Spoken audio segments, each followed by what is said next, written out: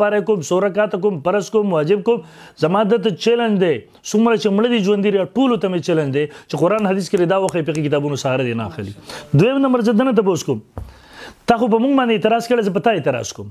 سری مونږ د مسبخین نن یو مقتدی راغی ته پته نشته چې امام یو رکعت کړی که دوه رکعت کړی دي مونږ خو ویلو سلور کوم ځه ته ماته وایه ستا غیر مقبل کې ته چې ودرېږې ته څه وایې زه څو رکعته به د امام پسې فصل کې ته څه راولي تا ته خو پته هم نشته دی دې کې درته وحي کېږي نعوذ بالله دې کې درته الهام کېږي دې وخت کې به چا نه تپوس کې څه به کې لږ ستا نه آینده کلیپ کې به زه پته وایم چې ته زما جواب راکړه جواب دې رانه کو او انشاءالله راکولی هم نه ستا پلار هم نشي راکولی ته خو صرف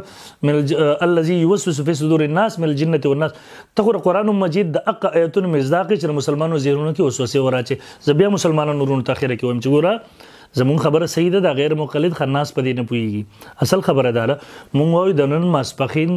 څلور رکعته فرض مونځ ادا کوم ټیک شو دا جمله شو یو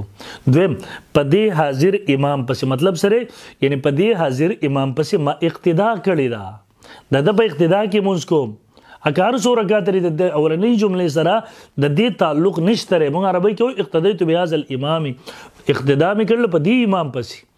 نو دا په زور دا دواړه جملې یو ځای کوي او دروغ ته جوړوي خو ما مخکې مې وویل چې بل فرض دغه مطلب هم شي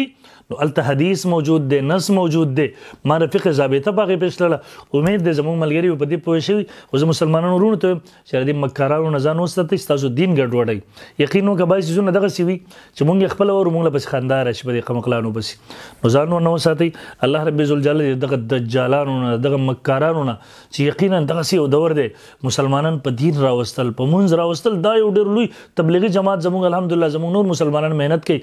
دا خبیثان په دې وخت کې کوشش کوي د خلکو زړونو کې اشکالات وراچي منځونه یې تباه کوي الله دې دې ونه موږ وساتي جزاکم الله خیر السلام علیکم